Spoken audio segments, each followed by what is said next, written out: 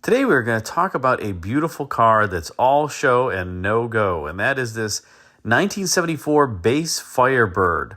Now, why in the world would I showcase this particular car? Well, I have to say I think it's absolutely gorgeous, and it is finished in a color called Fire Coral Bronze Poly. And I think it's a spectacular color, especially for the mid-1970s. Now, many times when people talk about Firebirds of this generation, they're talking about the Trans Am model or the Formula model. There are actually 4 models in the Firebird lineup at this point. This base model, one up from that, was the Esprit, or kind of the luxury car. Some would say the more feminine-oriented Firebird, kind of the luxury Firebird, similar to the Camaro Berlinetta. Then you had the Formula, and then you had the Trans Am. So this particular vehicle sat all the way down at the bottom rung of the lineup. And notice here, it even has the poverty caps, doesn't have full wheel covers, doesn't have a chrome bumper up front. It has this black bumper. But I have to tell you that the styling on this car is fantastic, I believe. And I love that this doesn't have the rear spoiler. I love the base Firebird front end with the twin port grille with the vertical slits. I think it looks great. So let's talk a little bit more about it. Now, for 1974, this Firebird was partway through the model run of the second generation Firebird. The Firebird was introduced in 1967. It would end production in the 2002 model year. This is the second generation Firebird. Some say that that began in 1970 and a half. Some people will say that that was the first model year because the car was introduced in February of 1970, so pretty late in the 1970 model year. But it ran from that February of 1970 all the way through the 1981 model year. And 1974 was the last year for this particular kind of side profile of the Firebird. In 1970, the backlight would be enlarged and kind of wrap around the C-pillar. And I actually like the chunkier C-pillar look that this 1974 Firebird has. And this is a great photo of this car to discuss a little bit more about the design, because this car doesn't have a body side molding, no door edge guards, nothing. All you have is just this beautiful crease that runs the entire length of the vehicle from front to back, and this very clean styling. The Coke bottle style of the 1967 to 1969 Firebird was gone by this point. The kind of hippie rear with the kick up in the quarter panel. You still see a little bit of that here, but this is definitely not a Coke bottle styled car. This also was the first generation Firebird to really get unique sheet metal that it didn't have to share with other vehicles aside from the Camaro. Chevrolet and Pontiac had to obviously collaborate on the A-pillars, the front windshield, the roof line, the glass, and a number of other shared components. But it wasn't sharing components with the Nova or things like that. And I think that this is a fantastic looking Firebird. I love how that front glass just wraps around and pulls back. You still have the relatively toothpicky A-pillars by this point. They're not overly chunky. Although, as I mentioned, the C-pillar is chunky. And I think that the wheel arches on this car are just tastefully done. They're not too sharp. They're not too dull.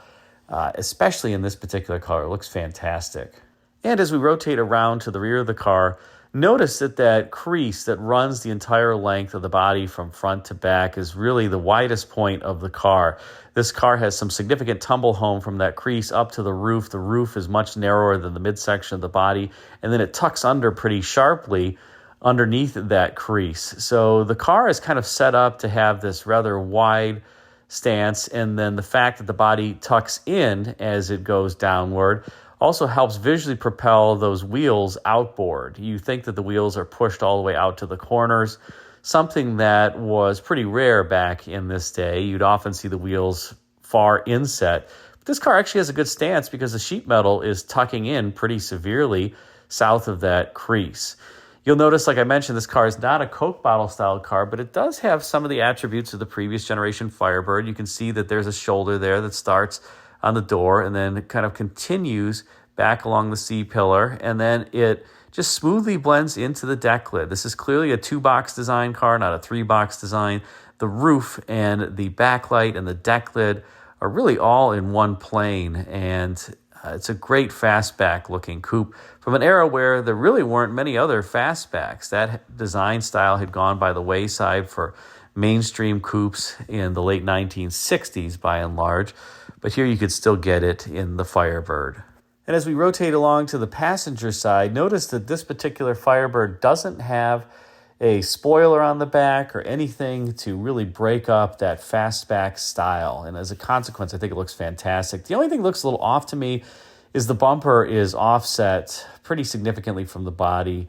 And that was because there was a bumper standard front and rear by this point that had to be met, the 5-mile-an-hour impact standard. If that bumper were tighter to the body, I think it would look even better.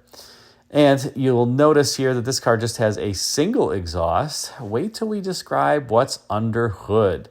Normally, you're probably used to 400 cubic inch Pontiac V8s, 455 cubic inch Pontiac V8s under hood, but not in this Firebird. It's not even powered by a Pontiac engine.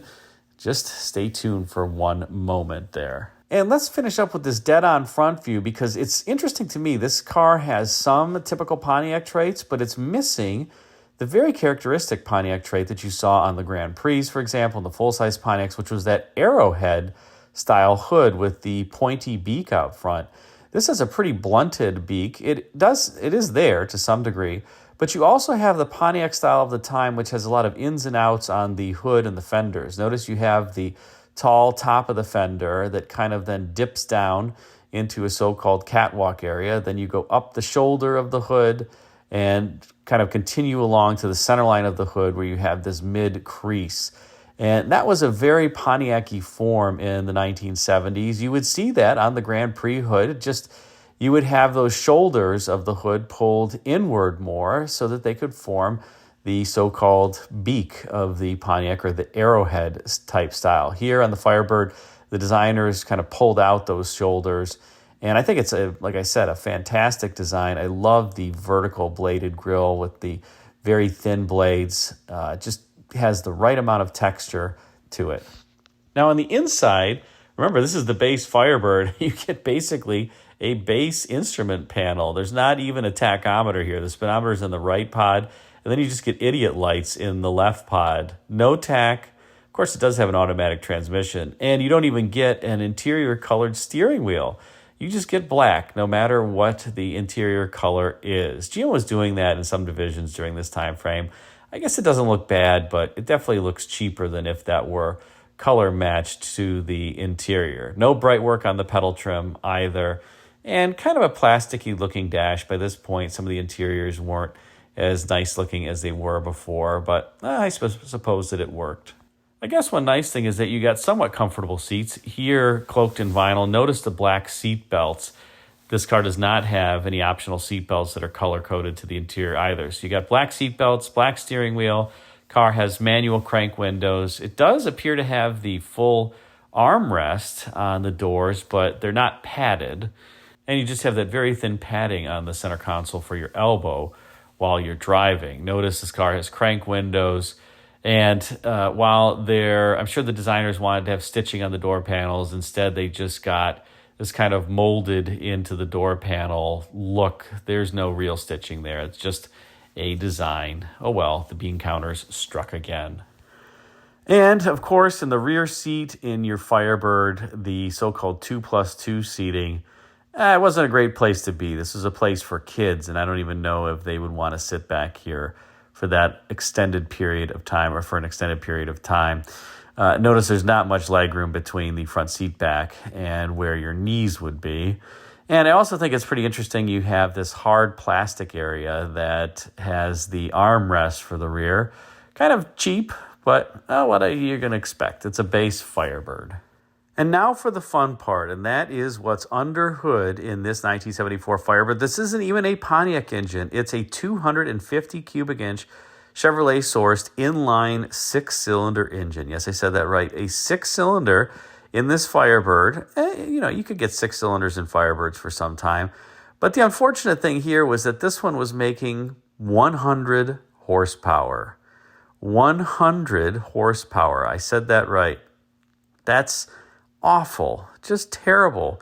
These were relatively heavy cars too. This car wasn't light. But I guess, the six-cylinder at least got you moving down the roadway. You'll notice it has that typical for the era Chevrolet oil plug in the valve cover. That is a rubber plug, and you just remove it to put the oil in and then insert it again when you want to, or when you've already filled the oil. A terrible Chevrolet idea to save a few bucks, probably not even bucks, to save a few cents. And as opposed to having a twist-off metal cap, they put this rubber plug in pretty much every Chevrolet engine, from V8s to the six-cylinders. What would happen is over time they would get brittle, crack, and then fall down inside of the valve cover. So if you have one of these and it's getting brittle and hard to extract, I highly recommend you get a replacement. At least this car does have power brakes. You can see the booster over there, and it does have power steering. So somebody wanted a few power conveniences, but obviously no air conditioning compressor. So you're just stuck rolling the windows down and getting the breeze in your hair from the wind as opposed to the air conditioner. Now, in 1974, in your Firebird, the base engine was this 100 horsepower six-cylinder. There were lots of engines available. In the base Firebird, though, you can only get the 250 cubic inch inline six, and then one option for the engines was a 350 two-barrel Pontiac V8. That was it. That was all you could get them in the base Firebird. Then if you went to the Esprit, the standard was a 350 cubic inch two-barrel V8, optional 400 cubic inch two-barrel V8. No four-barrel V8 available in the Esprit because, well, that was the luxury Firebird.